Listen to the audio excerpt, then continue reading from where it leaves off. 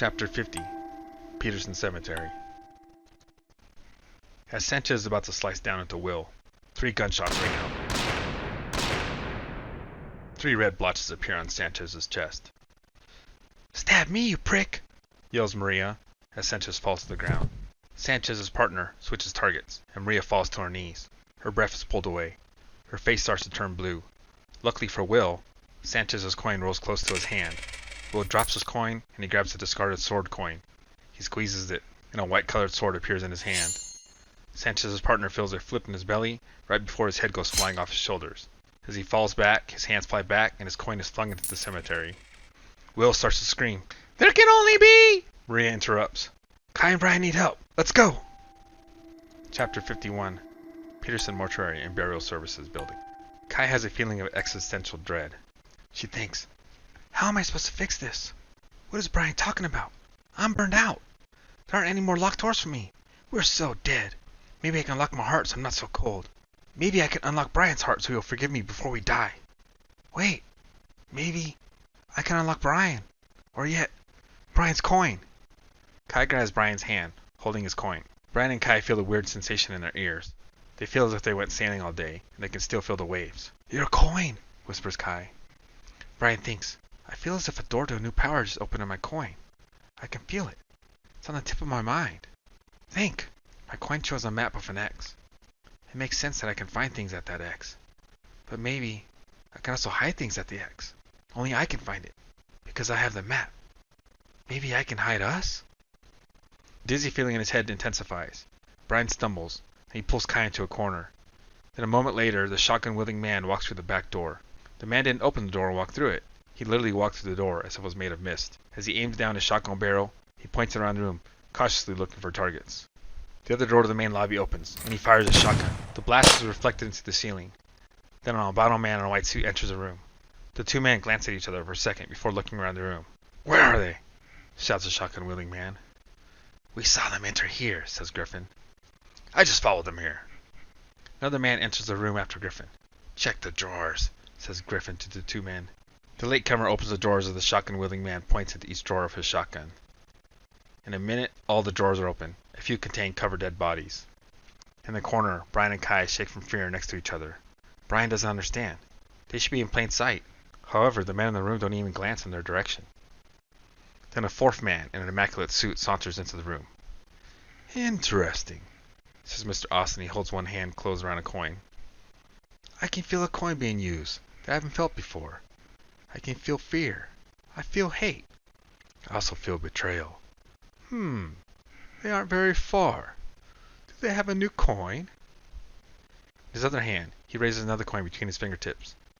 He switches the coin being used by opening one hand and closing the other. Brian thinks, "He has multiple coins."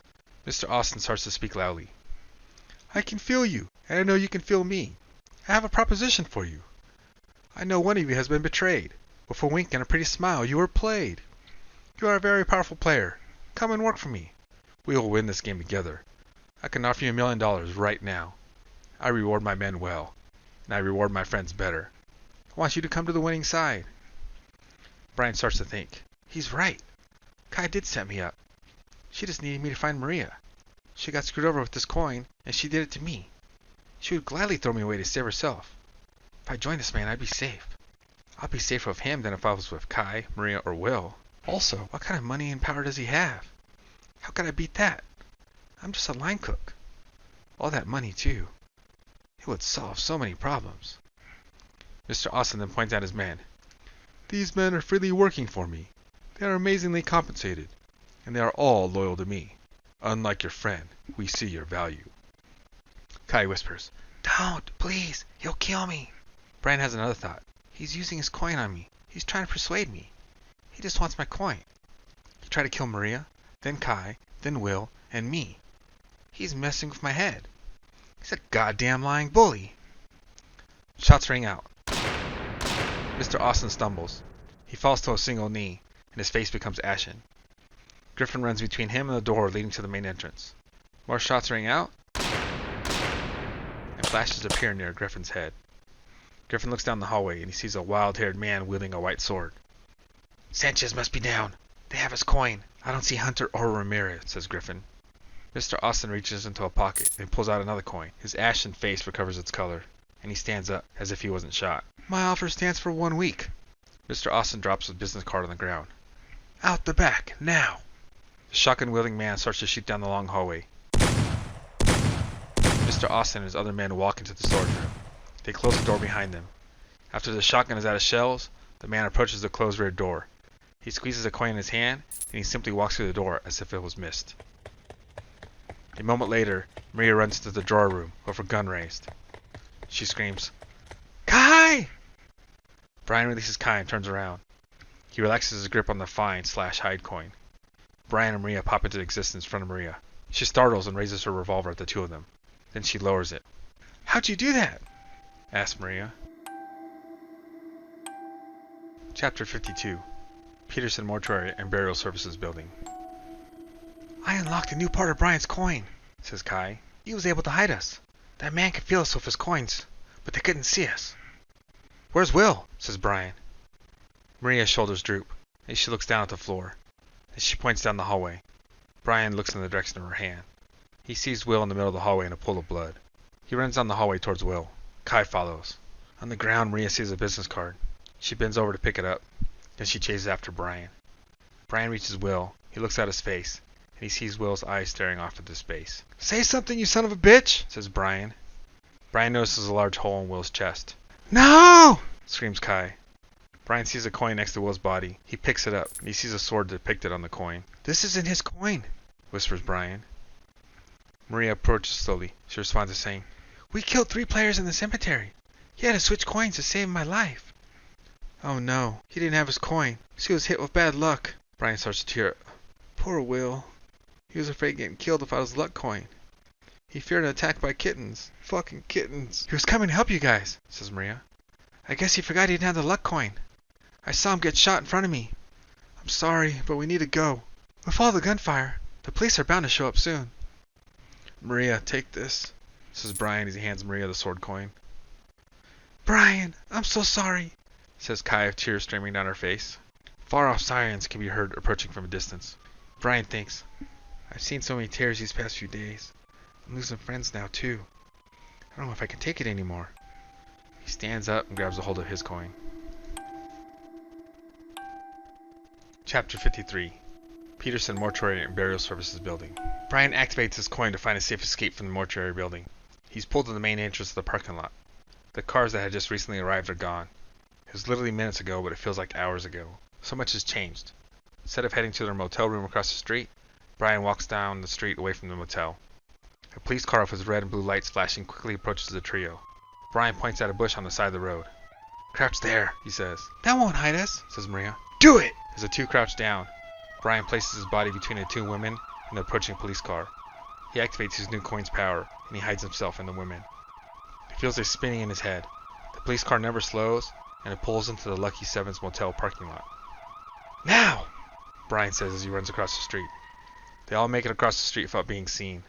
This opposite sidewalk is bordered by a chain-link fence, and Brian runs to a lifted-up portion of the fence. Through here! Says Brian as he slides his feet through the hole. Kai and Maria follow. On the other side of the fence is an embankment that leads to a path. Brian follows the path for a few minutes, and he starts to hear loud running water. The noise gets louder and louder, eventually leads to a river. Huh, a river, and it runs through the city, says Kai. 1 second, says Maria. She pulls a revolver out of her pocket and throws it into the river along with her remaining bullets. She walks to the riverbed and washes her hands. I'm done. Brian nods, and he continues to follow the river path. The trio walk in the dark for about 40 minutes, till the path leads to a bridge. They walk up another embankment to the bridge roadway. Brian crosses the bridge into a residential area. He sees houses, apartments, and a small shopping center. He walks into the shopping center that contains a few cars. That one there, says Brian as he points out a black SUV.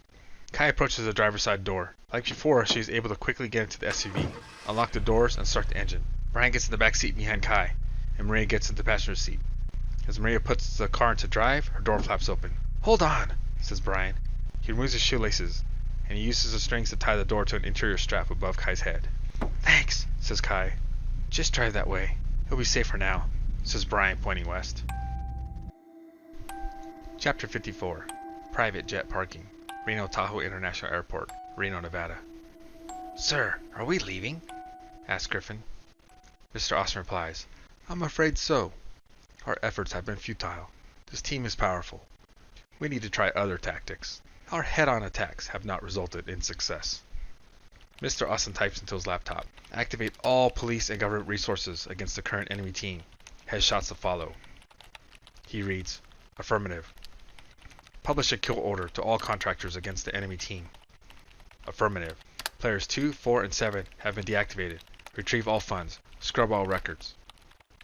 Affirmative. Find 4 prospective players to promote. We have positions to fill. Affirmative. Aloud, Mr. Austin states, Pack it up. We are returning to base. Yes, sir. Repeats a chorus of voices. Chapter 55. River Road, Reno, Nevada. After a few minutes, Maria asks Kai, So what happened? I found out that I can unlock hidden powers in the other coins with the key coin, says Kai. With the find coin, instead of finding stuff, Brian made it so we couldn't be found. When I entered the room, I didn't see you two in the corner. Then poof, you appeared, says Maria. Brian, take a look at your coin. Is it any different? Brian turns on the overhead light, looks at his coin. On one face, he sees a rectangle containing a curving dotted line that ends at an X. However, on the other side, the X is missing. Uh-huh. The symbols are slightly different. They were identical before. When we get a chance, you need to help me unlock this coin too, says Maria, holding the sword coin aloft. Also, I found this business card on the ground. It reads, Austin, CEO, Fuego Security Consultant. He's the bastard that got Will killed, says Brian. He has multiple coins too. I saw him use 3 of them. He almost convinced me to side with him. It's like he read my thoughts. He almost talked me into betraying Kai. He offered me $1 million. I won't lie. It was an amazing offer. But there's one thing I hate to my core, and it's bullies. No matter the size, no matter the reason. Kai winces as Brian speaks. Maria nods. There are amazing powers at play. We all need to have our reasons for picking sides. Are there sides? Asks Brian.